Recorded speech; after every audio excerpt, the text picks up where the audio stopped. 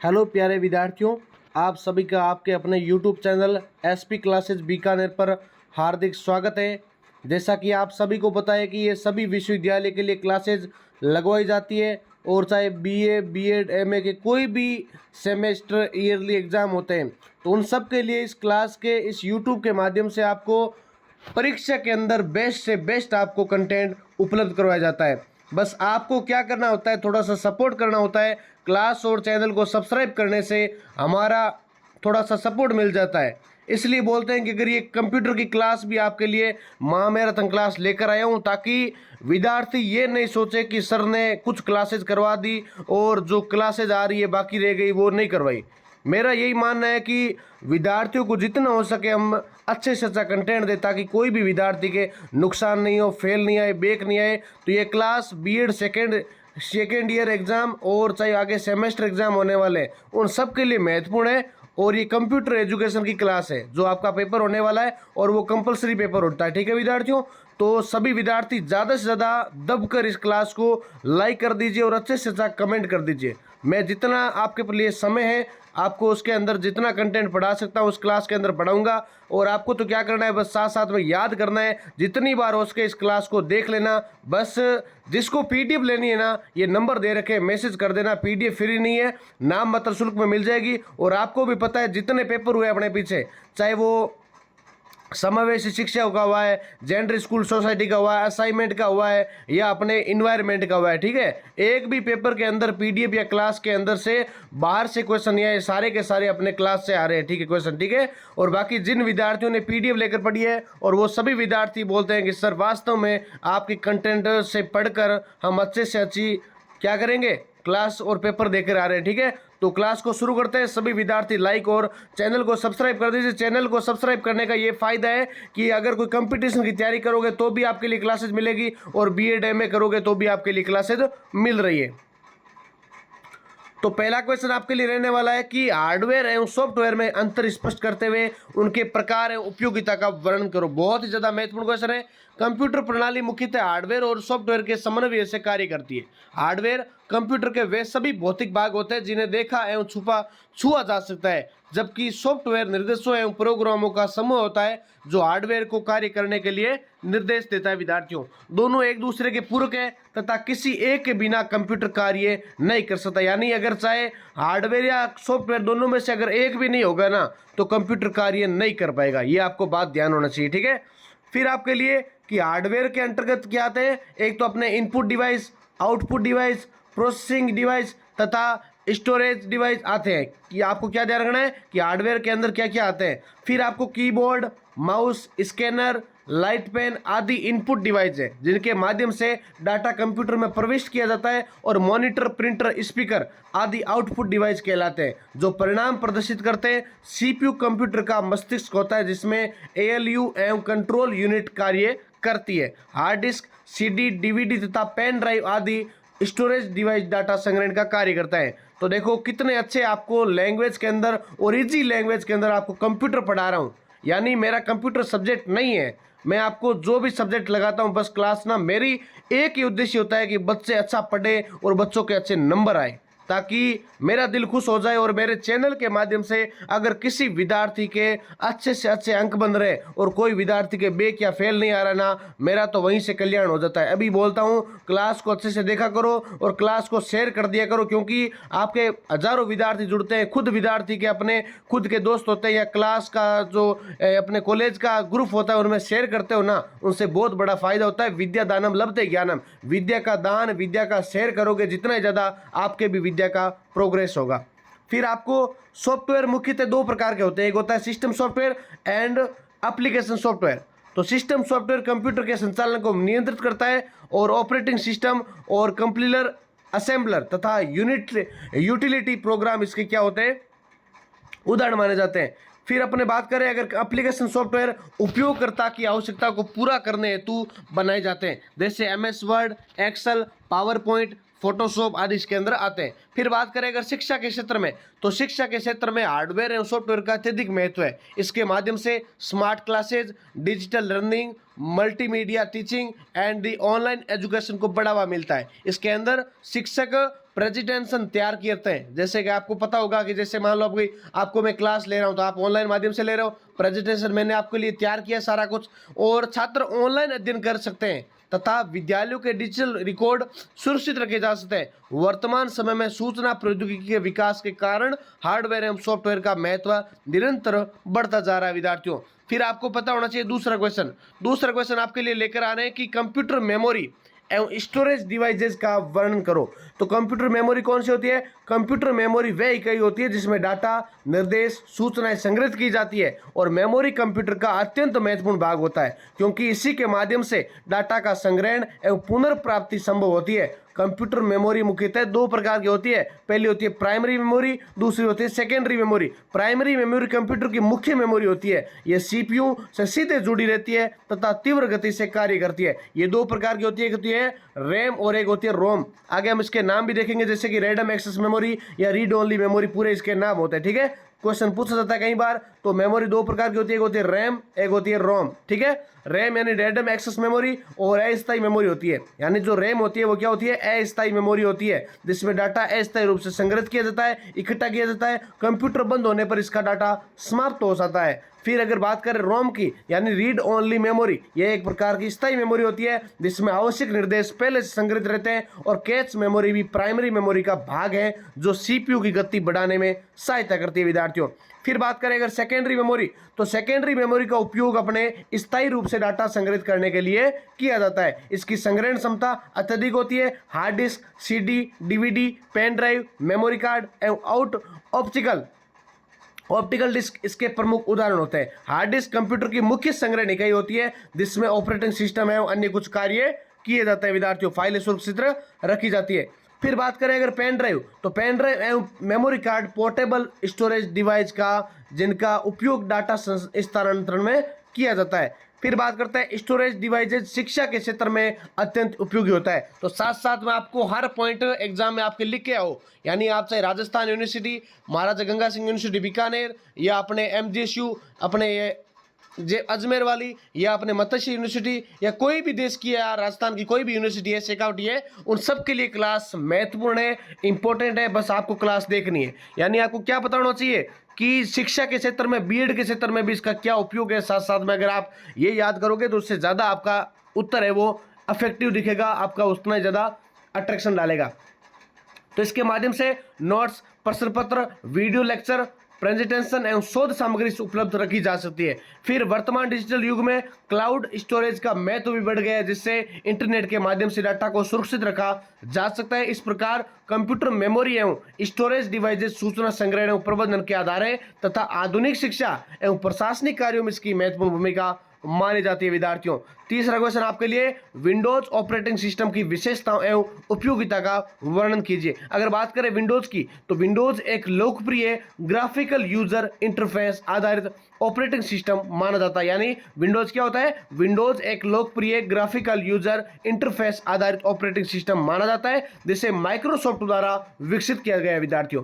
ये उपयोगकर्ता एवं कंप्यूटर हार्डवेयर के बीच संपर्क स्थापित करता है तथा कंप्यूटर के सभी कार्यों को नियंत्रित करता है। इसकी सरलता एवं उपयोगिता अनुकूलता के कारण ये विश्व का सबसे अधिक उपयोग किया जाने वाला ऑपरेटिंग सिस्टम कहलाता है। यानी आपको पता होना चाहिए कि जो ऑपरेटिंग सिस्टम विंडोज है वो क्या है? एक प्रकार का विश्व का सबसे अधिक उपयोग होने वाला ऑपरेटिंग सिस्टम माना जाता है। फिर बात करें विंडोज की, तो विंडोज की सबसे प्रमुख विशेषता इसका GUI वातावरण है। क्या है? विंडोज की सबसे प्रमुख विशेषता है GUI वातावरण है। इसमें आइकॉन्स और अपने क्या होता है, मेन्यूज एंड विंडोज के माध्यम से कार्य करना आसान होता है, जिसमें मल्टीटास्किंग की सुविधा उपलब्ध होती है, जिसमें एक साथ कई कार्य किए जा सकते हैं, जैसे प्ले एंड प्ले या प्लग एंड प्ले सुविधा के कारण नए हार्डवेयर को आसानी से जोड़ा जा सकता है। इसके अतिरिक्त इसमें फाइल मैनेजमेंट, सिक्योरिटी एवं नेटवर्किंग की भी उत्कृष्ट सुविधाएं उपलब्ध की जाती है। ध्यान क्या रखना है आपको कि इसके अंदर एक तो एक साथ कई कार्य किए जा सकते हैं, साथ साथ में आपको file management and security and networking की भी उत्कृष्ट सुविधाएं आपको प्राप्त होती है विद्यार्थियों। उसके साथ साथ आपको क्या ध्यान रखना है कि विंडोज में विभिन्न अक्रोसिंग एंड यूटिलिटी उपलब्ध होती है, जैसे नोटपैड या WordPad, point, calculator and Windows explore notepad साधारण टेक्स्ट लिखने के लिए उपयोगी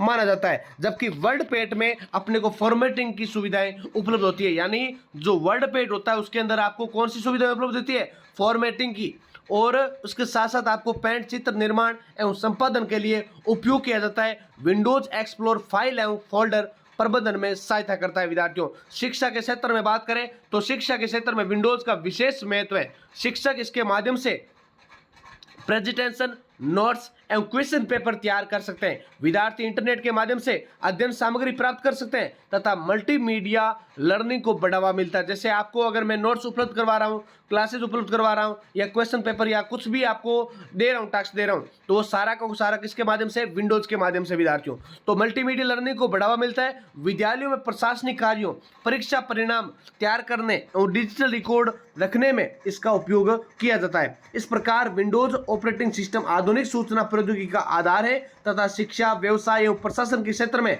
इसकी महत्वपूर्ण भूमिका मानी जाती है। फिर अगला आपके लिए चौथा क्वेश्चन कौन सा है कि लिनक्स ऑपरेटिंग सिस्टम की विशेषताओं एवं महत्व का वर्णन कीजिए। ये जो अभी हम क्वेश्चन कर रहे हैं वो है सारे के सारे आपके लिए लघुत्तरात्मक क्वेश्चन। आपको इस पीडीएफ के अंदर लघुत्तरात्मक, दीर्घोत्तरात्मक, साथ में छोटे वाले क्वेश्चन भी आपको मिलने वाले। तो आप पीडीएफ को जरूर लें, मैसेज करें। नाम मात्र शुल्क है आपके लिए, कोई ऐसा नहीं है कि 1000, 2000 या 100-200 रुपये नहीं है। बिल्कुल आपके लिए नाम मात्र जो एक स्टूडेंट आपको ले सकता है उसी में रेट में ले रखे हैं, और हजारों विद्यार्थी लेते हैं। विद्यार्थियों, साथ में आपको इंग्लिश मीडियम जिसको भी चाहिए, इंग्लिश मीडियम की पीडीएफ भी अपने पास अवेलेबल है, चाहे कोई भी सब्जेक्ट की हो। तो लिनक्स एक ओपन सोर्स ऑपरेटिंग सिस्टम है जिसका विकास लिनक्स टोरवॉल्ट द्वारा किया गया है। ये यूनिक्स आधारित ऑपरेटिंग सिस्टम है जो अपनी सुरक्षा, स्थिरता एवं विश्वसनीयता के लिए प्रसिद्ध है। लिनक्स का स्रोत कोड सार्वजनिक होता है, इसलिए उपयोगकर्ता अपनी आवश्यकता अनुसार इसमें परिवर्तन कर सकते हैं। विद्यार्थियों, लिनक्स की प्रमुख विशेषताओं में एक तो अपने मल्टी यूजर एंड मल्टीटास्किंग क्षमता शामिल होती है।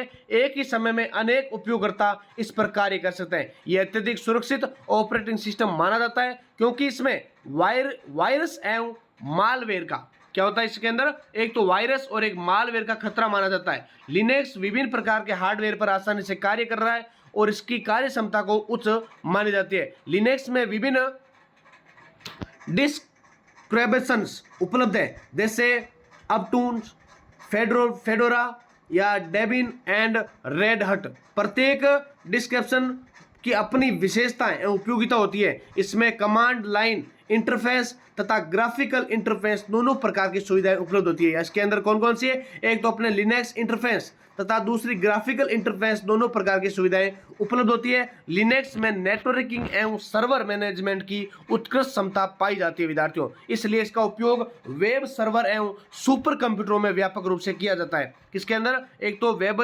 सर्वर एवं सुपर कंप्यूटर का उपयोग किया जाता है। अगर बात करें शिक्षा के क्षेत्र में, तो शिक्षा के क्षेत्र में लिनक्स का महत्व निरंतर बढ़ रहा है, जबकि ये निःशुल्क उपलब्ध है तथा विद्यालयों एवं महाविद्यालयों में कम लागत पर कंप्यूटर शिक्षा प्रदान करने में सहायक माना जाता है। इसके माध्यम से प्रोग्रामिंग, नेटवर्किंग एवं सॉफ्टवेयर डेवलपमेंट का प्रशिक्षण दिया जाता है। ओपन सोर्स होने के कारण विद्यार्थी इसके तकनीकी पहलुओं को गहराई से समझ सकते हैं। इस प्रकार लिनक्स एक शक्तिशाली, सुरक्षित एवं विश्वसनीय ऑपरेटिंग सिस्टम है जो आधुनिक तकनीकी एवं शैक्षिक क्षेत्रों में महत्वपूर्ण स्थान माना जाता है। विद्यार्थियों, नेक्स्ट आपके लिए 5 नंबर क्वेश्चन है कि एमएस वर्ड की विशेषताओं एवं शैक्षिक उपयोगिता का वर्णन कीजिए। तो एमएस वर्ड एक लोकप्रिय वर्ड प्रोसेसिंग सॉफ्टवेयर है। एमएस वर्ड क्या है? एमएस वर्ड एक लोकप्रिय वर्ड प्रोसेसिंग सिस्टम है या सॉफ्टवेयर है जिसे माइक्रोसॉफ्ट द्वारा विकसित किया जाता है। इसका उपयोग विभिन्न प्रकार के दस्तावेज तैयार करने, संपादित करने एवं सुरक्षित रखने के लिए किया जाता है। वर्तमान समय में ये शिक्षा, व्यवसाय, प्रशासन एवं व्यक्तिगत कार्यों में अत्यधिक उपयोगी सिद्ध हुआ है। इसकी सहायता से पत्र, आवेदन, प्रश्न पत्र, प्रोजेक्ट, नोट्स तथा रिपोर्ट आदि सरलता से तैयार किए जाते हैं। फिर आपको एमएस वर्ड की सबसे महत्वपूर्ण विशेषता टेक्स्ट एडिटिंग एवं फॉर्मेटिंग है, जिसमें font size, font style, colour, element and line spelling तथा पैराग्राफ फॉर्मेटिंग जैसी सुविधाएं उपलब्ध मानी जाती है। इसके माध्यम से दस्तावेज को आकर्षक एवं व्यवस्थित बनाया जा सकता है। इसमें cut, copy, past undo and redo जैसी सुविधाएं कार्य को सरल बनाती है। एमएस वर्ड में टेबल निर्माण की सुविधा भी उपलब्ध होती है। आपको एक सी विशेषता आनी चाहिए, एमएस वर्ड की विशेषता क्या है, एमएस वर्ड का कार्य क्या है। तो एमएस वर्ड के अंदर टेबल निर्माण की सुविधा है। एमएस वर्ड में कट करने का, कॉपी करने का, पास्ट करने का या दस्तावेज को आकर्षक बनाने का। जैसे मान लो मैंने जो पीडीएफ बनाई है, ये किससे बनी है आपके लिए, एमएस वर्ड से बनी है। किस लिए बनी है, एमएस वर्ड से। एमएस वर्ड एक माइक्रोसॉफ्ट है जिसके अंदर आपको टेबल निर्माण लगा सकते हैं उसके अंदर, जिसके माध्यम से सूचनाओं को सारणीबद्ध कर सकते हैं। इसके अतिरिक्त हीडर, जैसे फुटर, हीडर कौन सा होता है, जो अपने ये लाइन लगाते हैं। देखो दोबारा पहले आपको बता दूं, ये होता है जैसे मान लो कि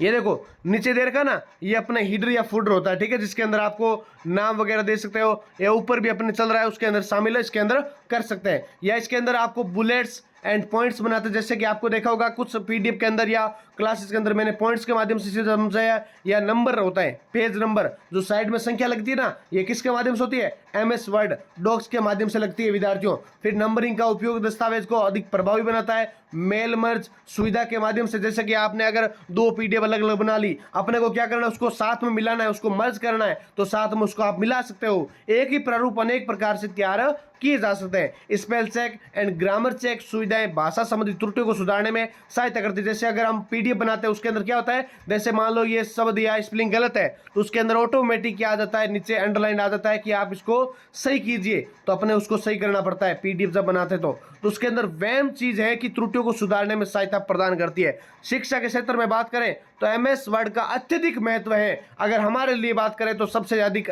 एमएस वर्ड डॉक्स का महत्व है विद्यार्थियों। शिक्षक इसके माध्यम से नोट्स, प्रश्न पत्र, पाठ योजनाएं, प्रोजेक्ट रिपोर्ट्स तैयार करते हैं। विद्यार्थी असाइनमेंट, शोध कार्य, प्रेजेंटेशन सामग्री तैयार करने में इसका उपयोग करते हैं। इससे समय की बचत होती है तथा कार्य अधिक व्यवस्थित एवं आकर्षक बनता है। वर्तमान डिजिटल युग में एमएस वर्ड शिक्षण अधिगम प्रक्रिया का महत्वपूर्ण साधन बन चुका है। इसकी सहायता से, सरलता से, उपयोगिता के कारण ये विश्व के सबसे लोकप्रिय वर्ड प्रोसेसिंग प्रोग्राम्स में सम्मिलित माना जाता है। तो विद्यार्थियों क्लास आप कहां से देख रहे हैं, मेरे को ये बताइए कमेंट के अंदर कि आप किस यूनिवर्सिटी से और क्लास को किस जगह से देख रहे हैं। चाहे आप जयपुर, दौसा, बीकानेर, नोखा, कोलायत या गंगानगर, हनुमानगढ़ या हिसार, कहीं से भी देख रहे हैं क्लास, अलवर से या अपने जयपुर से, सीकर से, तो जिस जगह से क्लास देख रहे हो हमारा हौसला बढ़ेगा कि हमारी क्लास इतनी जगह जाती है। तो आप एक छोटा सा कमेंट करिए, सर आपकी क्लास कैसी लग रही है, उसके बारे में थोड़ा सा आप एक लाइन के अंदर बताइए। आपके पास टाइम नहीं है तो मात्र 20 से 30 सेकंड लगेंगे आपको कमेंट करने में। आपको बस जगह का नाम बताना है और क्लास के बारे में आपको बस 10 शब्द या 5 शब्द बोलने की, सर क्लास गलत है तो आपको अच्छी नहीं लगी तो उसके बारे में आप नेगेटिव पॉइंट बोलिए। अच्छी लग रही है आपको और इतनी क्लासेज आप ले रहे हैं, आपको सहायता मिल रही है, तो आप एक कमेंट करिए ताकि विद्यार्थी पढ़कर उनको और की ज़्यादा आकर्षक बना सके विद्यार्थियों। फिर आपके लिए नेक्स्ट क्वेश्चन आपके लिए रहने वाला है कि एमएस एक्सेल की विशेषताओं एवं उपयोगिता का वर्णन कीजिए। तो एमएस एक्सेल एक क्या है, स्प्रेडशीट सॉफ्टवेयर है जिसका उपयोग आंकड़ों के संग्रहण, विश्लेषण एवं गणना के लिए किया जाता है। इसे माइक्रोसॉफ्ट द्वारा विकसित किया गया है और ये विशेष रूप से गणनात्मक कार्यों एवं डेटा प्रबंधन के लिए उपयोगी माना जाता है। विद्यालयों, महाविद्यालयों, बैंकों एवं व्यावसायिक संस्थानों में इसका उपयोग व्यापक रूप से किया जाता है विद्यार्थियों। फिर आता है आपके लिए कि एमएस एक्सेल में डेटा रोज एंड कॉलम्स के रूप में व्यवस्थित किया जाता है। रोज एंड कॉलम्स के प्रतिच्छेदक से सेल बनती है जिसमें डाटा प्रविष्ट किया जाता है। प्रत्येक सेल का एक विशिष्ट एड्रेस होता है जिसमें विभिन्न प्रकार के फॉर्मूलाज एंड फंक्शंस का उपयोग करके जटिल गणनाएं आसानी से की जा सकती है, जिसके अंदर सम, एवरेज, मैक्स, मिन एंड काउंट इसके प्रमुख फंक्शंस यानी प्रोग्राम्स माने जाते हैं। एमएस एक्सेल की महत्वपूर्ण विशेषताओं में आपको एक तो चार्ट हो गया एवं ग्राफ्स निर्माण शामिल होता है। एमएस एक्सेल में सबसे महत्वपूर्ण होता है चार्ट और ग्राफ्स। क्या होता है, चार्ट और ग्राफ्स होते हैं। फिर bar chart, pie chart and line graph के माध्यम से आंकड़ों को दर्शात्मक रूप में प्रस्तुत किया जा सकता है विद्यार्थियों। इसमें डेटा का विश्लेषण सरल एवं प्रभावी बनता है। इसमें सॉर्टिंग एवं फिल्टरिंग की सुविधा उपलब्ध होती है जिससे आवश्यक सूचनाओं को शीघ्र प्राप्त किया जा सकता है। शिक्षा के क्षेत्र में एमएस एक्सेल का विशेष महत्व है। विद्यालय में परीक्षा परिणाम जारी करने, तैयार करने, उपस्थिति रिकॉर्ड रखने, विभिन्न सांख्यिकीय आंकड़ों का विश्लेषण करने इसका उपयोग किया जाता है। शिक्षक विद्यार्थियों के प्रदर्शन का मूल्यांकन करने हेतु विभिन्न चार्ट एवं ग्राफ तैयार कर सकते हैं। इस प्रकार एमएस एक्सेल डेटा प्रबंधन एवं विश्लेषण का अत्यंत उपयोगी सॉफ्टवेयर है जो आधुनिक शिक्षा एवं प्रशासनिक कार्यों को सरल एवं प्रभावी बनाता है विद्यार्थियों। फिर आपके लिए नेक्स्ट 7 नंबर क्वेश्चन कौन सा है? 7 नंबर क्वेश्चन है कि कंप्यूटर नेटवर्किंग है इसके प्रकारों का वर्णन कीजिए। बहुत ही ज्यादा महत्वपूर्ण और उपयोगी क्वेश्चन आपके लिए रहने वाला ये। अगला है कि एक तो कंप्यूटर नेटवर्किंग वह प्रक्रिया होती है जिसके अंतर्गत दो या दो से अधिक कंप्यूटर को आपस में जोड़कर सूचना एवं संसाधनों का आदान प्रदान किया जाता है। नेटवर्किंग के माध्यम से डाटा, प्रिंटर, सॉफ्टवेयर एवं इंटरनेट जैसी सुविधाओं को साझा किया जाता है। वर्तमान सूचना प्रौद्योगिकी युग में नेटवर्किंग का महत्व अत्यधिक बढ़ गया है विद्यार्थियों। उसके साथ साथ आपको एक तो नेटवर्क मुख्यतः 3 प्रकार के होते हैं। पहला होता है लैन, मैन एवं van.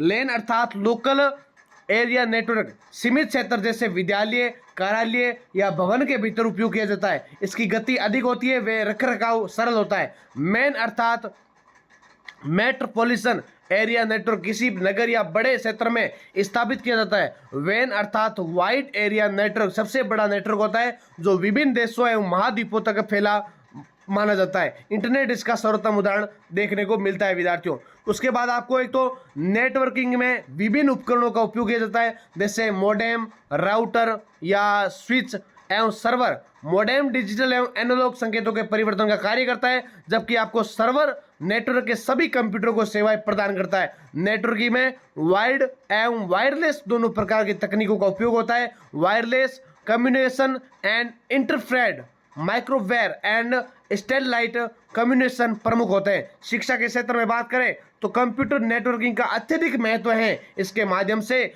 Online classes, e learning एवं डिजिटल लाइब्रेरीज का संचालन संभव हुआ है। विद्यार्थी इंटरनेट के माध्यम से विश्व भर की जानकारी प्राप्त कर सकते हैं। अगर आप आज क्लास ले रहे हो, आज हजारों विद्यार्थी आपके माध्यम से क्लास देख रहे हैं, तो ओनली फॉर आप इंटरनेट के माध्यम से। अगर आज आपके पास इंटरनेट नहीं होता तो मैं जो आपके लिए व्याख्यान कर रहा हूँ, क्लास को पढ़ा रहा हूँ, आप नहीं देख पा रहे, क्योंकि इंटरनेट एक ऐसा माध्यम है जिसके माध्यम से हम कहीं भी बैठे, चाहे मैं बीकानेर से क्लास, नोखा से क्लास लगा रहा हूँ, लेकिन आप चाहे अलवर, दौसा, बीकानेर, जयपुर, अजमेर कहीं से भी क्लास देख रहे हैं तो आपके लिए उपयोगी रहेगी, क्योंकि इंटरनेट के माध्यम से आप तक क्लास पहुंच रही है। आपने चैनल को सब्सक्राइब नहीं किया है फिर भी आपके लिए क्लास आ रही, क्योंकि क्लास अच्छी है, बेस्ट है। यूट्यूब कुछ सजेशन भेजता है, बस आपका थोड़ा सा अगर सहयोग मिलता है कि आप चैनल को सब्सक्राइब कर लेंगे और आप साथ साथ में अगर थोड़ा सा लाइक और कमेंट कर देंगे ना, उससे हमारा हौसला बढ़ता है और हम अच्छे से अच्छी PDF क्लासेज आपके लिए तैयार करते रहते हैं विद्यार्थियों। आपके सहयोग से आगे आने वाले विद्यार्थियों के लिए और भी अच्छा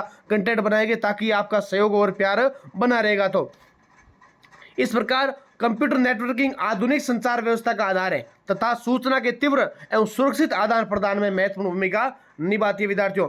नेक्स्ट आपके लिए 8 नंबर क्वेश्चन है कि इंटरनेट एवं ईमेल की शैक्षिक उपयोगिता का वर्णन कीजिए। तो इंटरनेट विश्व का सबसे बड़ा कंप्यूटर नेटवर्क है जो विभिन्न देशों एवं संस्थानों को आपस में जोड़ता है। इसके माध्यम से सूचनाओं का आदान प्रदान अत्यंत तीव्र गति से किया जाता है। इंटरनेट ने संचार, शिक्षा, व्यवसाय एवं उसके साथ साथ मनोरंजन के क्षेत्र में क्रांतिकारी परिवर्तन उत्पन्न किए हैं। वर्तमान समय में ये ज्ञान प्राप्ति का महत्वपूर्ण माध्यम बन चुका है। इंटरनेट के माध्यम से उपयोगकर्ता वेबसाइट्स, सर्च इंजन एवं ऑनलाइन सर्विस का उपयोग कर सकते हैं। गूगल, याहू एंड बिंग जैसे सर्च इंजन आवश्यक जानकारी खोजने में सहायता प्रदान करते हैं। इंटरनेट पर उपलब्ध ई लर्निंग प्लेटफॉर्म्स एवं डिजिटल लाइब्रेरीज विद्यार्थियों को अध्ययन सामग्री उपलब्ध कराते हैं। इसके माध्यम से ऑनलाइन क्लासेज एवं वर्चुअल लर्निंग को बढ़ावा दिया जाता है। किसको मिलता है? वर्चुअल लर्निंग को बढ़ावा मिलता है विद्यार्थियों। उसके साथ साथ ईमेल अर्थात इलेक्ट्रॉनिक मेल, ईमेल अर्थात क्या होता है? इलेक्ट्रॉनिक मेल इंटरनेट की महत्वपूर्ण सेवा है जिसके माध्यम से संदेशों का आदान प्रदान किया जाता है। ईमेल के द्वारा टेक्स्ट, इमेज, डॉक्यूमेंट्स एवं अन्य फाइल्स भेजी जा सकती है। ये पारंपरिक डाक प्रणाली की तुलना में अत्यधिक तीव्र, सस्ता एवं सुविधाजनक माध्यम है। प्रत्येक उपयोगकर्ता का एक विशिष्ट ईमेल एड्रेस होता है। आपकी भी ईमेल आईडी होगी, हमारी भी ईमेल आईडी, एक जीमेल आईडी होती है, एक ईमेल आईडी होती है। तो सबको पता है कि ईमेल के माध्यम से क्या क्या भेजा जाता है। आपको लिखने की जरूरत है, आपको समझने की जरूरत है। बस आप अगर समझ गए कि ईमेल के अंदर क्या चीज आती है तो आप अपनी लैंग्वेज के अंदर बना के लिख सकते हैं।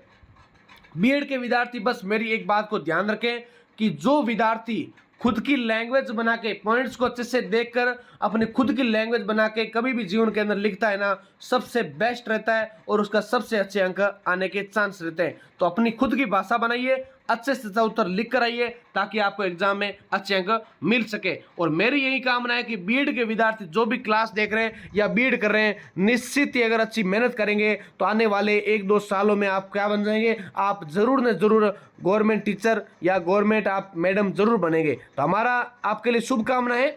और इसके साथ में शिक्षा के क्षेत्र में इंटरनेट और ईमेल का विशेष महत्व है। शिक्षक विद्यार्थियों को स्टडी मटेरियल, असाइनमेंट्स एवं महत्वपूर्ण सूचनाएं भेज सकते हैं। विद्यार्थी विभिन्न विषयों से संबंधित जानकारी प्राप्त कर सकते हैं तथा ऑनलाइन एग्जामिनेशन में भाग ले सकते हैं। इंटरनेट के माध्यम से डिस्टेंस एजुकेशन को भी अत्यधिक बढ़ावा मिला है। वर्तमान डिजिटल युग में इंटरनेट एवं ईमेल आधुनिक शिक्षा प्रणाली के अभिन्न अंग बन चुके हैं। इन्होंने शिक्षण अधिगम प्रक्रिया को सरल, प्रभावी एवं वैश्विक बना दिया। क्या बना दिया है? वैश्विक बना दिया है। नेक्स्ट आपके लिए क्वेश्चन है कि कंप्यूटर एडेड इंस्ट्रक्शन CAI, दोबारा देखिए, CAI की अवधारणा एवं शैक्षिक उपयोगिता का वर्णन कीजिए।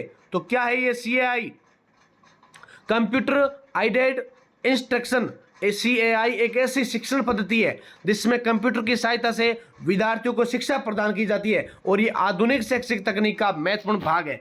CAI के माध्यम से शिक्षण प्रक्रिया को अधिक सरल, रोचक एवं प्रभावी बनाया जाता है, जिसमें कंप्यूटर विद्यार्थियों को विषय वस्तु प्रस्तुत करता है और प्रश्न पूछता है तथा तुरंत प्रतिक्रिया प्रदान करता है, जिससे विद्यार्थी अपनी गति एवं क्षमता के अनुसार अध्ययन कर सकते हैं। CAI मुख्यतः ड्रिल एंड प्रैक्टिस या टूरिजनल सिमुलेंस एवं प्रॉब्लम्स सॉल्विंग प्रकारों में विभाजित किया जाता है। फिर आपके लिए ड्राइव्स एंड प्रैक्टिस में विद्यार्थियों को बार बार अभ्यास कराया जाता है। आप मेरी इंग्लिश की थोड़ी सी गलतियों पे मत जाइए, क्योंकि मेरी भावनाओं को समझे, आपके लिए मैं समझाने का प्रयास कर रहा हूँ। थोड़ा अगर स्पेलिंग के अंदर गलत हो रहा है या बोलने में थोड़ी दिक्कत हो रही है तो बस आप ये समझ लेना कि गलती है सर की, आप मुझे माफ़ कर सकते हैं, ठीक है। मेरा बस उद्देश्य है आपको अच्छा ज्ञान देना, आपके लिए वो चीज़ बताना कि आपको क्या लिखना चाहिए, आपके लिए महत्वपूर्ण प्रश्न उत्तर कौन से हैं।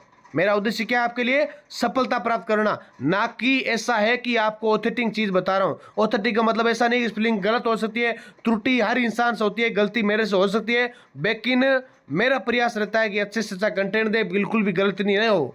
लेकिन थोड़ी अगर होती है तो आप उसको एडजस्टमेंट करें, आप उनको थोड़ा सा सामंजस्य स्थापित करें विद्यार्थियों।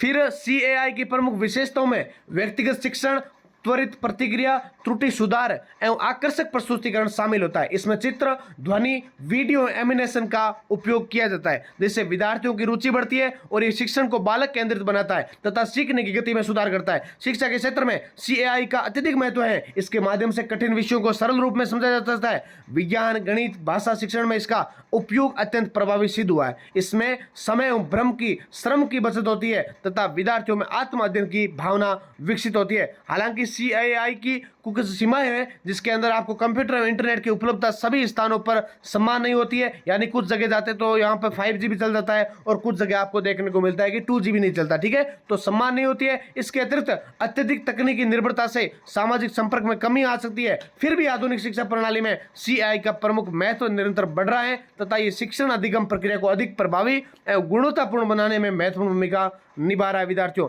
नेक्स्ट आपके लिए क्वेश्चन है 10 नंबर क्वेश्चन है कि कंप्यूटर मैनेज्ड इंस्ट्रक्शन CMI क्या है, इसकी विशेषताओं एवं उपयोगिताओं का वर्णन कीजिए। तो कंप्यूटर मैनेज्ड इंस्ट्रक्शन CMI ऐसी शिक्षण व्यवस्था है जिसमें कंप्यूटर का उपयोग शिक्षण प्रक्रिया के प्रबंधन एवं नियंत्रण के लिए किया जाता है। इसका मुख्य उद्देश्य विद्यार्थियों की प्रगति का रिकॉर्ड रखना, मूल्यांकन करना तथा शिक्षण कार्य को अधिक व्यवस्थित बनाना है। CMI में कंप्यूटर सीधे शिक्षण नहीं करता बल्कि शिक्षण से संबंधित सूचनाओं का प्रबंधन करता है। विद्यार्थियों क्या करता है? सूचनाओं का प्रबंधन करता है। उसके साथ साथ CMI के माध्यम से विद्यार्थियों की उपस्थिति, परीक्षा परिणाम, प्रगति रिपोर्ट एवं शिक्षण योजनाओं का रिकॉर्ड सुरक्षित रखा जाता है। यह शिक्षकों विद्यार्थियों की उपलब्धियों एवं कमजोरियों का विश्लेषण करने में सहायता प्रदान करता है। इसके माध्यम से परीक्षा परिणामों का विश्लेषण एवं सांख्यिकी अध्ययन भी सरल हो जाता है। CMI की प्रमुख विशेषताओं में त्वरित सूचना प्रबंधन, शुद्धता, समय की बचत एवं व्यवस्थित रिकॉर्ड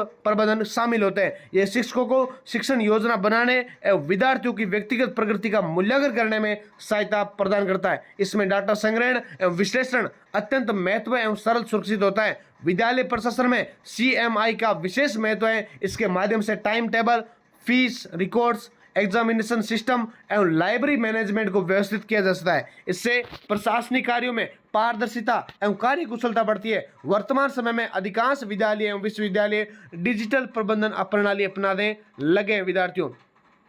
फिर CMI शिक्षा को वैज्ञानिक एवं व्यवस्थित बनाने में सहायक है। यह शिक्षकों के कार्यभार को कम करता है तथा शिक्षण प्रक्रिया को अधिक प्रभावी और भी ज्यादा बनाता है विद्यार्थियों। फिर आधुनिक सूचना प्रौद्योगिकी के विकास के साथ CMI का महत्व निरंतर बढ़ता जा रहा है। अगला आपके लिए क्वेश्चन है कि शिक्षा प्रणाली में इंफॉर्मेशन टेक्नोलॉजी एवं कंप्यूटर की भूमिका का वर्णन कीजिए। ये क्वेश्चन आप मान के चलिए सबसे इंपॉर्टेंट है। क्या है? सबसे इंपॉर्टेंट क्वेश्चन रहने वाला। तो विद्यार्थियों, इंफॉर्मेशन टेक्नोलॉजी एवं कंप्यूटर आधुनिक शिक्षा प्रणाली के महत्वपूर्ण अंग बन चुके हैं। सूचना प्रौद्योगिकी के विकास ने शिक्षण अधिगम प्रक्रिया में क्रांतिकारी परिवर्तन उत्पन्न किए हैं। आज कंप्यूटर केवल गणना करने का उपकरण नहीं रह गया है, बल्कि एक ज्ञान प्राप्ति, सूचना आदान प्रदान एवं शैक्षिक प्रबंधन का प्रभावी माध्यम बन चुका है विद्यार्थियों। उसके साथ साथ शिक्षा के क्षेत्र में कंप्यूटर का उपयोग स्मार्ट क्लासरूम, मल्टीमीडिया टास्किंग या teaching and online education and digital learning के रूप में किया जा रहा है विद्यार्थियों। शिक्षक कंप्यूटर के माध्यम से विषय वस्तु को चित्र, ध्वनि, वीडियो, एनिमेशन द्वारा अधिक रोचक एवं प्रभावी बना सकते हैं। इससे विद्यार्थियों की रुचि एवं समझ में वृद्धि होती है। इंफॉर्मेशन टेक्नोलॉजी ने ई लर्निंग एवं ऑनलाइन एजुकेशन को अत्यधिक बढ़ावा दिया है विद्यार्थियों। विद्यार्थी इंटरनेट के माध्यम से विश्व भर की जानकारी प्राप्त कर सकते हैं तथा ऑनलाइन पाठ्यक्रमों का अध्ययन कर सकते हैं। Digital library, educational websites and उसके माध्यम से अध्ययन सामग्री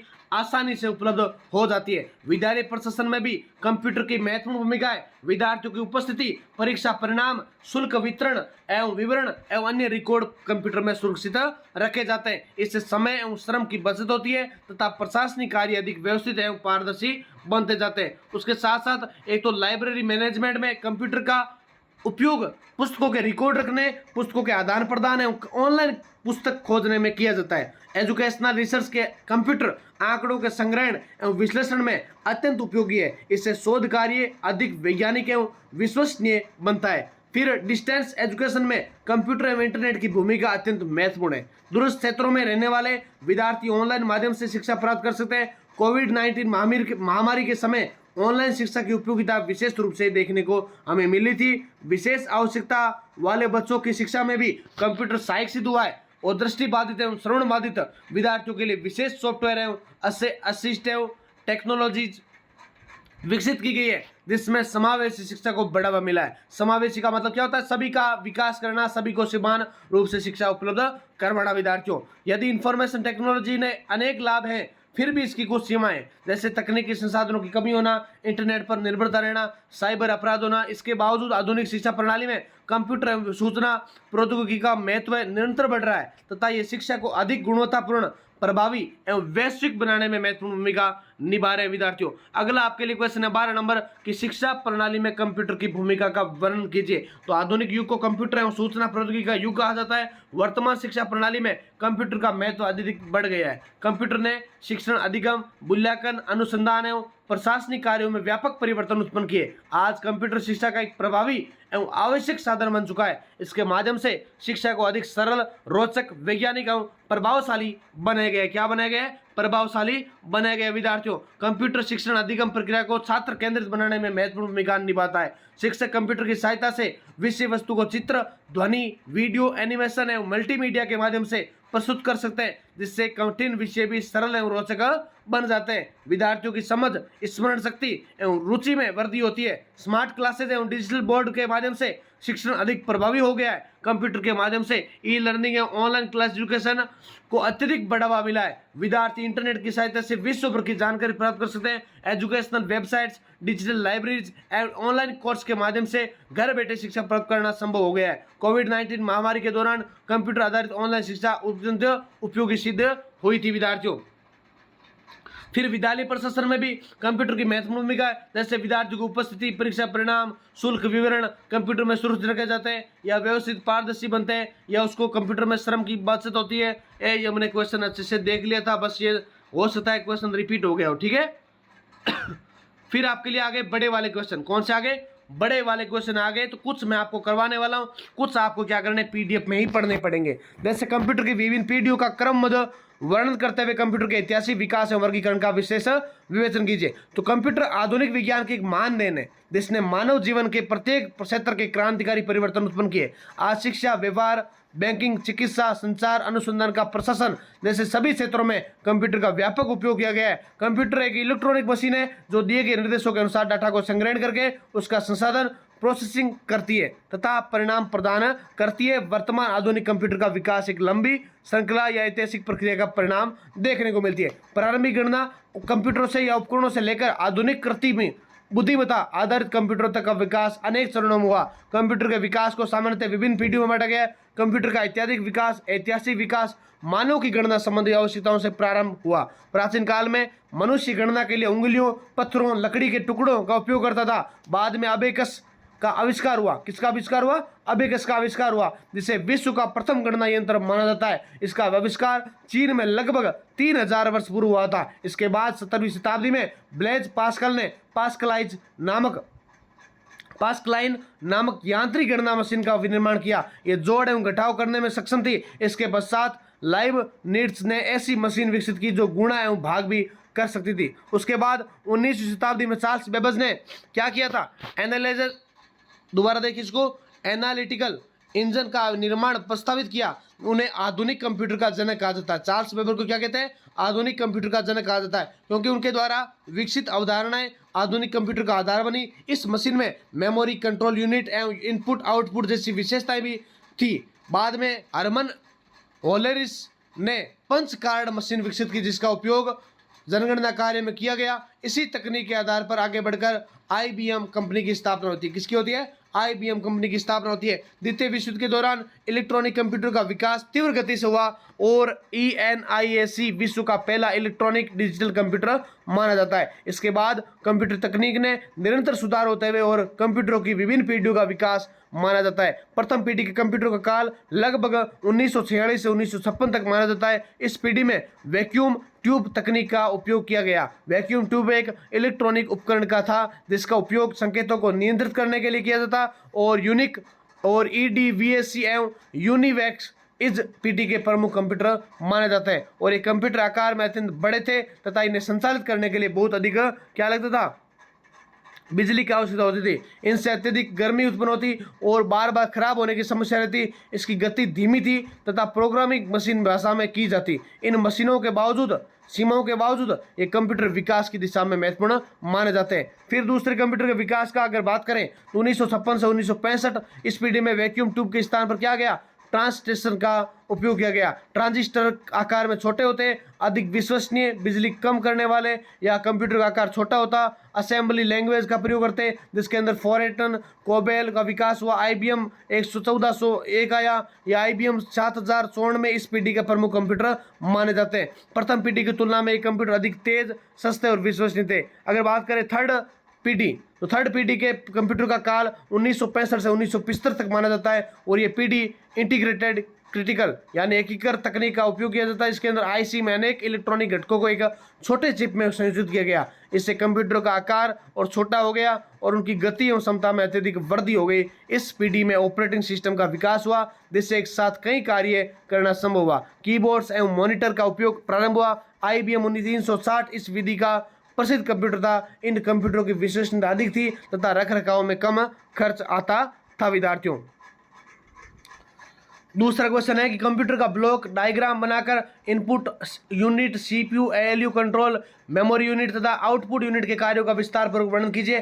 तो मैंने पहला वाला क्वेश्चन भी कुछ स्किप किया है। तो देखो, पूरी सारी चीज़ें आपको यूट्यूब पे पूरी PDF आपको पढ़ा सकता नहीं हूँ, क्योंकि आपको भी पता है टाइम का लिमिट होता है और आपके लिए क्लास अगर दे रहा हूँ ताकि आपको यूनिट्स कवर हो जाएं।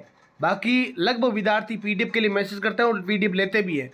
ठीक है, तो देखिए क्लास को।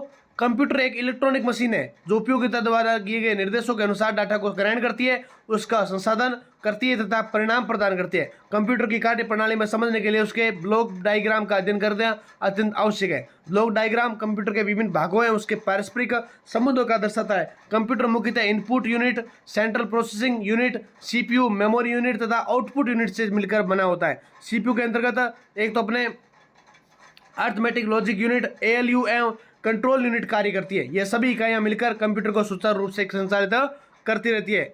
फिर कंप्यूटर का ब्लॉक डायग्राम निम्न प्रकार से है, जैसे कि इनपुट यूनिट, उसके बाद memory unit, CPU ALU plus control unit, उसके बाद में आउटपुट यूनिट आता है। ठीक है, अगर बात करें कंप्यूटर की प्रत्येक इकाई का अपना विशेष कार्य होता है। इन सभी इकाइयों के समन्वय से कंप्यूटर कार्य करता है। इनपुट यूनिट कंप्यूटर का वह भाग है जिसके माध्यम से डाटा एवं निर्देश कंप्यूटर में प्रविष्ट किए जाते हैं। यह उपयोगकर्ता एवं कंप्यूटर के बीच संपर्क स्थापित करता है। इनपुट यूनिट उपयोगकर्ता द्वारा दिए गए डाटा को कंप्यूटर की भाषा में परिवर्तित करके CPU द्वारा पहुंचाता है। Keyboards, mouse, scanner, light pen, touch screen एवं बारकोड रीडर आदि प्रमुख इनपुट डिवाइस माने जाते हैं। क्या माने जाते हैं? इनपुट डिवाइस माने जाते हैं। कीबोर्ड सबसे अधिक उपयोग किया जाने वाला इनपुट डिवाइस है। इसके माध्यम से अक्षर, संख्या एवं अन्य निर्देश दिए जाते हैं। माउस का उपयोग स्क्रीन पर पॉइंटर को नियंत्रित करने के लिए किया जाता है। स्कैनर किसी चित्र या दस्तावेज को डिजिटल रूप में परिवर्तित कर सकता है। इनपुट यूनिट का मुख्य कार्य डाटा को ग्रहण करना, उसे मशीन भाषा में बदलना तथा CPU तक पहुंचाना है। सेंट्रल प्रोसेसिंग यूनिट CPU मुख्यतः कंप्यूटर का सबसे महत्वपूर्ण भाग है। इसे कंप्यूटर का मस्तिष्क कहते हैं क्योंकि ये सभी प्रकार की गणनाएं, नियंत्रण सभी कार्य करता है। CPU कंप्यूटर के सभी भागों को नियंत्रित एवं संचालित करता है। CPU मुख्यतः 3 भागों से मिलकर बना होता है। एक होता है अपने ALU और एक कंट्रोल यूनिट और एक मेमोरी रजिस्ट्रेशन। ठीक है, ALU लॉजिक है तो CPU का भाग होता है और अंक गणितीय एवं तार्किक क्रिया करता है। ALU क्या करता है? अंक गणितीय और तार्किक क्रिया करता है। जोड़, घटाव, गुणा, भाग जैसी गणनाएं ALU द्वारा की जाती है। इसके अतिरिक्त तुलना करना, निर्णय लेना, लॉजिकल ऑपरेशंस करना भी ALU का कार्य है। उदाहरण के लिए 2 संख्याओं में से कौन सी बड़ी है या कौन सी छोटी है, ये सब कार्य कौन करता है? ALU करता है। कंप्यूटर की गति एवं कार्य क्षमता काफी हद तक ALU की क्षमता पर निर्भर करती है। कंट्रोल यूनिट CU की बात करें तो कंप्यूटर की नियंत्रण इकाई है। इसका कार्य कंप्यूटर के सभी भागों में समन्वय स्थापित करना तथा उन्हें निर्देश देना है। ये इनपुट यूनिट से डाटा प्राप्त करती है, उचित स्थान पर भेजती है तथा प्रोसेसिंग के बाद परिणाम आउटपुट यूनिट तक पहुंचाती है। कंट्रोल यूनिट एक निर्धारित करती है कि कौन सा कार्य कब और कैसे किया जाएगा। ये कंप्यूटर के सभी भागों को गतिविधियों को नियंत्रित करती है। ठीक है, उसके बाद मेमोरी यूनिट कंप्यूटर का वह भाग है जिसमें डाटा, निर्देश एवं परिणाम संग्रहित करके जाते हैं। और कंप्यूटर की कार्य प्रणाली में मेमोरी यूनिट का अत्यंत महत्व है क्योंकि बिना मेमोरी के डाटा का संग्रहण संभव नहीं होता है। मेमोरी यूनिट 2 प्रकार की होती है, प्राइमरी मेमोरी, सेकेंडरी मेमोरी। इसके बारे में हम पढ़ चुके हैं और बाद में आपको ये भी बता दिया कि इसका पूरा नाम क्या या शॉर्ट नाम क्या होता है विद्यार्थियों। फिर इसको भी स्किप कर रहे हैं। अगला क्वेश्चन है कि कंप्यूटर मेमोरी एवं स्टोरेज डिवाइस के प्रकारों जैसे कि RAM, ROM, hard disk, optical disk, CD, DVD आदि का तुलनात्मक अध्ययन कीजिए। तो कंप्यूटर एक इलेक्ट्रॉनिक मशीन है जो डाटा को ग्रहण करके उसे संसाधित करती है तथा परिणाम प्रदान करती है। कंप्यूटर की कार्य प्रणाली में मेमोरी एवं स्टोरेज डिवाइस का अत्यंत महत्वपूर्ण स्थान होता है। मेमोरी वह इकाई है जिसमें डाटा, निर्देश एवं सूचनाएं संग्रहित की जाती है। यदि कंप्यूटर में मेमोरी न हो तो किसी भी डाटा को सुरक्षित नहीं रखा जाता। आधुनिक कंप्यूटरों में विभिन्न प्रकार की मेमोरी एवं स्टोरेज डिवाइस का उपयोग होता है जिसकी कार्य प्रणाली एवं विशेषताएं अलग अलग होती है। कंप्यूटर की अवधारणा की बात करें तो कंप्यूटर मेमोरी वह स्थान है जहां डाटा एवं निर्देश अस्थायी या स्थायी रूप से संग्रहित किए जाते हैं। कंप्यूटर मेमोरी का मुख्य भाग कार्य डाटा को सुरक्षित रखना, आवश्यकता पड़ने पर उसे उपलब्ध कराना। मेमोरी कंप्यूटर की गति एवं कार्य क्षमता को प्रभावित करती है। तो कंप्यूटर मेमोरी मुख्यतः 2 प्रकार की होती है, एक होती है प्राइमरी मेमोरी और एक होती है सेकेंडरी मेमोरी। अगर बात करें प्राइमरी मेमोरी कौन सी होती है तो प्राइमरी मेमोरी कंप्यूटर की मुख्य मेमोरी होती है जो ये CPU से सीधे जुड़ी हुई होती है। ठीक है, तीव्र कार्य से कार्य करती है। इसमें वर्तमान में उपयोग हो रहे डाटा और निर्देश संग्रहित करती है जिसके अंदर प्राइमरी मेमोरी मुख्यतः रैम और रोम के रूप में प्राइम होती है। अगर बात करें रैम की, रैंडम एक्सेस मेमोरी, तो रैम कंप्यूटर की अस्थायी मेमोरी होती है जिसमें डाटा केवल कार्य करते समय सुरक्षित रहता है। कंप्यूटर बंद होने पर रैम में संग्रहित डाटा क्या हो जाता है? नष्ट हो जाता है। इसे वेलोट मेमोरी भी कहा जाता है। फिर रैम की विशेषताएं, तो ये अस्थायी मेमोरी होती है। कंप्यूटर बंद होने पर डाटा नष्ट हो जाता है। इसकी गति अत्यधिक तेज होती है। CPU सीधे रैम से डाटा प्राप्त करता है। ये वर्तमान कार्यों के लिए उपयोग की जाती है। रैम की उपयोगिता क्या है तो रैम कंप्यूटर की कार्य क्षमता बढ़ाने में महत्वपूर्ण भूमिका निभाते हैं। अधिक रैम होने पर उपयोगिता तेज गति से कार्य करता है तथा एक साथ अनेक कार्य किए जा सकते हैं। रोम रीड ओनली मेमोरी, रोड क्या है? Read only memory. तो रोम स्थायी मेमोरी होती है जिसमें आवश्यक निर्देश पहले से संग्रहित रहते हैं और संग्रहित डाटा कंप्यूटर बंद होने पर सुरक्षित रखा जाता है, जिसे नॉन वॉलेट मेमोरी कहा जाता है। रोम की अगर विशेषताओं की बात करें तो ये स्थायी होती है, संग्रहित डाटा नष्ट नहीं होता। इसका उपयोग सिस्टम निर्देश सुरक्षित रखने के लिए करते हैं। इसमें परिवर्तित सीमित रूप से किया जाता है। कंप्यूटर को प्रारंभ करने में सहायता प्रदान करती है। फिर आपको सेकेंडरी मेमोरी का पता होना चाहिए। सेकेंडरी मेमोरी का उपयोग डाटा को स्थायी रूप से संग्रहित करने के लिए और उसकी संग्रहण क्षमता अधिक होती है। इसमें डाटा लंबे समय से सुरक्षित रहता है। Hard disk, optical disk, CD, DVD आदि सेकेंडरी स्टोरेज डिवाइस माने जाते हैं। फिर हार्ड डिस्क हो गया, क्या होता है प्रमुख देख लिया आपने। इसकी विशेषता, अगर हार्ड डिस्क की विशेषता की बात करें तो इसकी संग्रहण क्षमता अधिक होती है। इसमें डाटा स्थायी रूप से सुरक्षित रहता है। इसकी गति ऑप्टिकल डिस्क की तुलना में अधिक होती है। यह इंटरनल एवं एक्सटर्नल दोनों प्रकार की होती है। इसका उपयोग दीर्घकालिक डाटा संग्रहण के लिए किया जाता है विद्यार्थियों। अगला आपके लिए क्वेश्चन है कि विंडोज ऑपरेटिंग सिस्टम की प्रमुख विशेषताओं का वर्णन करते हुए आपको क्या करना है। Windows explore, file manager, notepad, WordPad, point एवं अन्य एक्सेस की उपयोगिता क्या करनी है, स्पष्ट करनी है। तो विंडोज ऑपरेटिंग सिस्टम आधुनिक कंप्यूटर प्रणाली का एक अत्यंत लोकप्रिय उपयोगी ऑपरेटिंग सिस्टम है।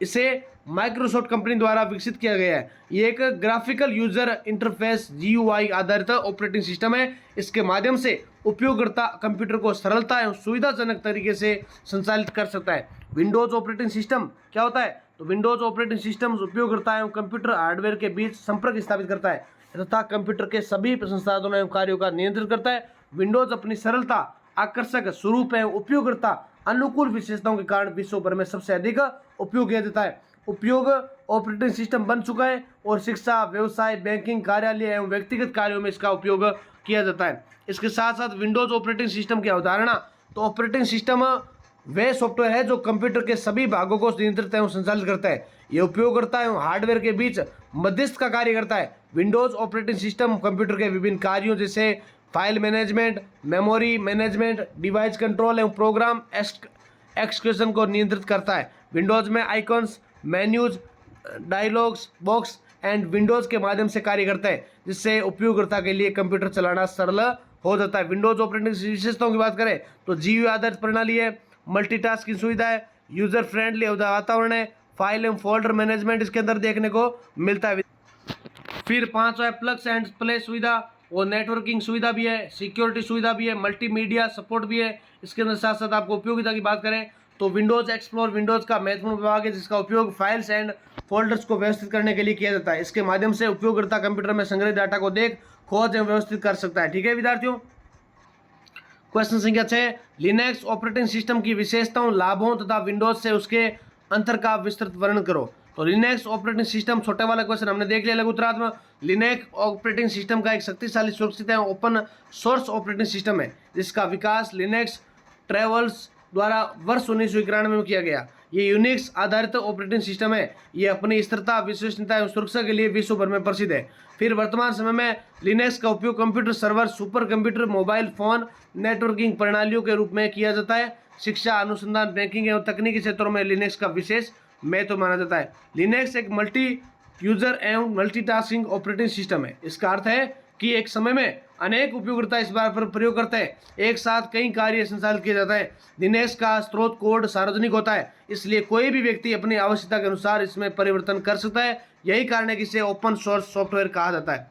फिर इसकी अवधारणा, तो ऑपरेटिंग सिस्टम वह सिस्टम सॉफ्टवेयर है जो कंप्यूटर के हार्डवेयर एवं उपयोगकर्ता के बीच मध्यस्थ का कार्य करता है। लिनक्स ऑपरेटिंग सिस्टम कंप्यूटर के सभी संसाधनों का नियंत्रण करता है तथा विभिन्न प्रोग्रामों को संचालित करने में सहायता प्रदान करता है। उसके साथ साथ आपको लिनक्स का मुख्य निर्माण, तो स्थिरता, सुरक्षा, उच्च कार्य क्षमता को ध्यान में रखते हुए आज ये विश्व के सबसे विश्वसनीय ऑपरेटिंग सिस्टम का एक माना जाता है। अगर इसकी विशेषताओं की बात करें तो open source operating system, multi user क्षमता, मल्टीटास्किंग सुविधा, उच्च सुरक्षा, इसके साथ स्थिरता एवं विश्वसनीय प्रणाली या कम हार्डवेयर आवश्यकता, नेटवर्किंग क्षमता, उसके साथ साथ पोर्टेबल ऑपरेटिंग सिस्टम या कमांड लाइन एंड GUI दोनों सुविधा इसके अंदर शामिल होती है।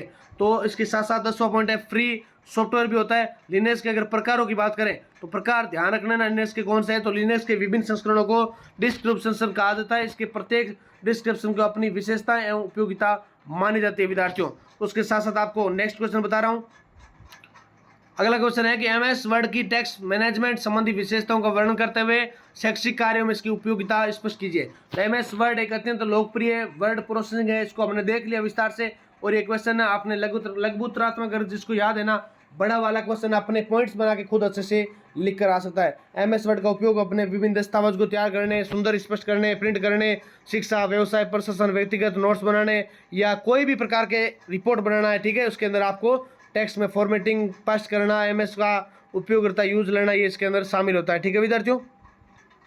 क्वेश्चन संख्या 9 है, कम्युनिकेशन एंड कंप्यूटर नेटवर्किंग की अवधारणा स्पष्ट करते हुए नेटवर्क के प्रकार, वायरलेस कम्युनिकेशन, इंटरफ्रेड, माइक्रोवेव एवं सैटेलाइट्स कम्युनिकेशन का विस्तृत विवेचन कीजिए। तो ये क्या होता है, वर्तमान डिजिटल युग में क्या होता है, सूचनाओं का आदान प्रदान करना अत्यधिक तीव्र एवं आवश्यक हो गया है, इसलिए इसके अंदर आपको देखने को मिलता है विद्यार्थियों। इसके साथ साथ जो भी विद्यार्थी इस क्लास को देख रहे हैं, आशा करता हूं कि जितना मैंने आपको पढ़ाया है आपको अच्छा लगा होगा। बाकी देखो सभी विद्यार्थी यही बोलेंगे कि सर आपने ये क्वेश्चन क्यों नहीं करवाए या आप इसका उत्तर क्यों नहीं करवा रहे हो। तो देखो टाइम नहीं है हमारे पास इतना कि आपके लिए सारी क्लास अगर पूरी PDF पढ़ाएंगे ना तो कम से कम आपको 7-8 घंटे लगेंगे। इसलिए जो मैंने मोस्ट थे लघुतरात्मक क्वेश्चन थे मैंने आपको सारे करवाए। कुछ जो क्वेश्चन आपको लगता है कि हाँ ये क्वेश्चन कर लोगे ना तो सिलेबस आपका लगभग है ना इनमें से आ जाएगा, इसीलिए मैं आपको ये करवा रहा हूँ। बाकी देखो PDF तो कोई पूरी करवाना या पूरी क्लास लगवाना आपके लिए अभी लास्ट टाइम के अंदर यानी 1 से 2 दिन के अंदर पूरा कोई कंप्लीट हो भी नहीं सकता और आप भी पूरा इसको देख नहीं पाओगे। अगर क्लास को 2 से 3 घंटे बड़ी कर देंगे तो आप भी बोरिंग हो जाओगे कि सर इतनी क्लास कैसे लगा दी। बस थोड़ा सा सपोर्ट है, आपसे निवेदन है कि आप इस क्लास को ज़्यादा से ज़्यादा अपने साथियों के साथ शेयर करें। चाहे आप किसी भी यूनिवर्सिटी के विद्यार्थी हैं, मैंने बोला आप Matsya university, Rajasthan university, Bikaner university, Shekhawat university या कोई भी यूनिवर्सिटी है, JNU यूनिवर्सिटी जोधपुर, B.Ed के विद्यार्थी है, कंप्यूटर आपका अनिवार्य सब्जेक्ट है या ICT है तो आप उनको क्लास देखें और साथ साथ में इन क्लास के माध्यम से अपने विद्यार्थियों को, अपने साथियों को जोड़ें और बोलें कि सर की क्लास या कैसी लग रही है आपको, कमेंट सेक्शन में बताइए। क्योंकि मैं खुद नहीं चाहता कि आप कमेंट ये कर रहे हैं, बस आपके दिल से जो भावनाएं निकल रही है कि हाँ वास्तव में सर हमने 3 से 4 पेपर दे लिए और हमारी क्लास से इतनी हेल्प हो रही है, आप कमेंट के अंदर बताएंगे ना तो बाकी विद्यार्थी आपके कमेंटों को पढ़कर उनसे एक प्रेरणा लेंगे कि वास्तव में क्लास कैसी है। मैं खुद नहीं बोल रहा हूँ कि आपको क्या कमेंट करना है, बस आप अपने दिल से कमेंट करना, लेकिन अपने ऐसा मान लेना कि सर की रिक्वेस्ट है। आप अगर एक कमेंट करेंगे ना अपने दिल से तो उसी के माध्यम से आप पता चलेगा कि आप क्लास कहाँ से देख रहे हैं, आपको क्लास कैसी लग रही है। तो इसी के साथ देखो आपसे विदा लेता हूँ, श्याम सुंदर आपके लिए क्लास हमेशा लगाता रहूँगा। आप जुड़े रहे हमारे साथ, सपोर्ट बना रहे, आप एक भाई की तरह, आप अपनी बहन की तरह, आप अगर सपोर्ट और प्रेम बनाए रखेंगे तो आपके लिए क्लासेज आती रहेगी। जिसको PDF लेनी है आप मैसेज कर सकते हैं। देखो फ्री मिलती नहीं है PDF, क्योंकि हर चीज़ की मेहनत होती है। आपके लिए क्लास लगा रहा हूँ ये बिल्कुल फ्री है, बस PDF लेनी है तो नाम शुल्क है। जो विद्यार्थी देते हैं वो मेहनत कर लेते हैं ताकि कंटेंट बना के तैयार करते हैं तो उनका कुछ ना कुछ हिस्सा हमें भी मिले, ठीक है। इसी के साथ जय हिंद, जय Bharat, all the best for exam. आशा करता हूँ आपका एग्जाम पिछले एग्जाम से और भी ज़्यादा बेस्ट हो। आपका पिछला एग्जाम बेस्ट हुआ है, इन्वायरमेंट का हुआ है, उससे पिछला जेंडर का हुआ है, असाइनमेंट वाला हुआ है, उससे भी ज़्यादा आगे और भी होने वाले बेस्ट होंगे और ये ज़्यादा इससे ज़्यादा बेस्ट कंप्यूटर वाला होने वाला है। तो कंप्यूटर जो ऐसी भाषा है आपको समझ आती नहीं है, या मान लो आपने पहली बार पढ़ी होगी, या मान लो कुछ विद्यार्थी ऐसे सोच रहे हैं सर ये लैंग्वेज बहुत टफ है, लेकिन मैंने आपको जितना हो सके आसान से आसान भाषा के अंदर तैयार करवाया है। बस इसके अंदर छोटे वाले क्वेश्चन भी है, बड़े वाले भी हैं, सारे क्वेश्चन है, बस PDF लेकर पढ़ लेना। बाकी आपके लिए गैस पेपर लेना है तो आपको टेलीग्राम चैनल या व्हाट्सएप चैनल जुड़ना है। PDF की नोटिफिकेशन मैसेज कहाँ से लेना है, डिस्क्रिप्शन के अंदर कमेंट पिन किया हुआ है। व्हाट्सएप चैनल दोबारा बता रहा हूँ, व्हाट्सएप चैनल जिन पिन किया हुआ है, सभी विद्यार्थी जो भी क्लास देख रहे हैं व्हाट्सएप चैनल पे जुड़ जाइए, वहाँ आपको गैस पेपर मिल जाएगा। पेपर से जस्ट पहले आपको रात को 9 से 10 बजे के बीच में पेपर वहाँ डाल दिया जाता है, गैस पेपर, जहाँ से लगभग आपके मोस्ट इंपॉर्टेंट क्वेश्चन वहाँ से आपके कुटअप हो जाते हैं। तो आप वहाँ से जल्दी से व्हाट्सएप चैनल ज्वाइन कर लीजिए। ज्वाइन मैंने बता दी दोबारा आपको कैसे करना है, डिस्क्रिप्शन के अंदर, यानी आप लाइक करोगे या हाइप करोगे तो आपको वहाँ पे कमेंट पिन किया हुआ है, वहाँ से आपको मिल जाएगी। वरना आप नंबर जो दे रखे हैं ना वहाँ पे मैसेज करोगे तो सीधे आप व्हाट्सएप चैनल जुड़ जाओगे, ठीक है। इसी के साथ all the best for exam.